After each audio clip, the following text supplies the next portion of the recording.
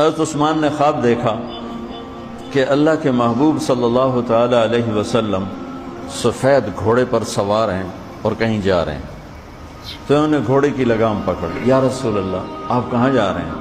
آپ سے تو ملنے کو، بات کرنے کو جی چاہ رہا ہے۔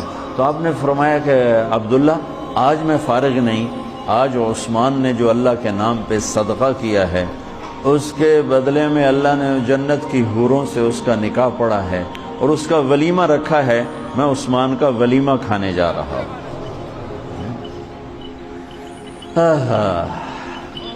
تو اب آیت اتری، من جاء بالحسنۃ فلہ عشر امثالھا، ایک پہ 10 گنا۔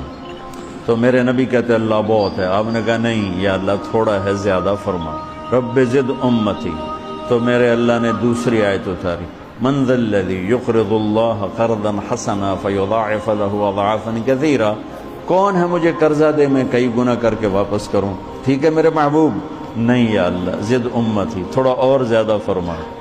اللہ نے کہا اچھا چل، مثل الذین ينفقون اموالهم فی سبیل اللہ کمثل حبۃ انبتت 7 سنابل فی کل سنبلۃ 100 حبۃ واللہ یضاعف لمن یشاء واللہ واسع علیم۔ اچھا میرے محبوب، آپ کی امت کی ایک پر 700،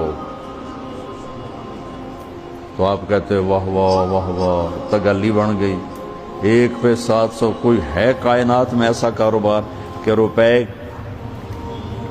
کی چیز پر آپ 700 روپیہ نفع لے سکو؟ ہے کوئی دنیا میں ایسا کام؟ پوری کائنات میں ایسا کام کوئی نہیں۔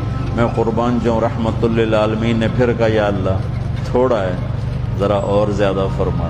تو خصوصی پیکج پر یہ سارا سنا رہا ہوں۔ تو میرے اللہ نے کہا اچھا میرے حبیب چل ہوں آپ ضرب چھڑیے۔